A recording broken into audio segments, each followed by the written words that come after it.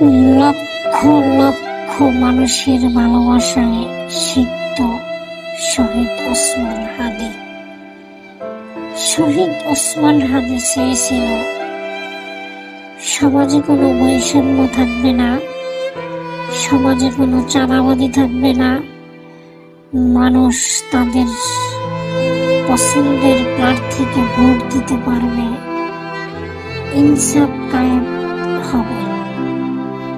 উনি তো এতটুকুই চেয়েছিলেন, সত্যের পথে কথা বলেছিলেন, গণতন্ত্র প্রতিষ্ঠার জন্য কথা বলেছিলেন, কিন্তু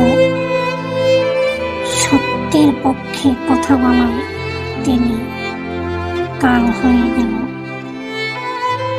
গুলিবিদ্ধ হল, লক্ষ লক্ষ মানুষকে কাঁদিয়ে না ফেরার দেশে চলে গেল। আমরা হাদিকে ধারণ করব, আমরা হাদিকে অনুসরণ করব। এক হাদি মরে গিয়েছে।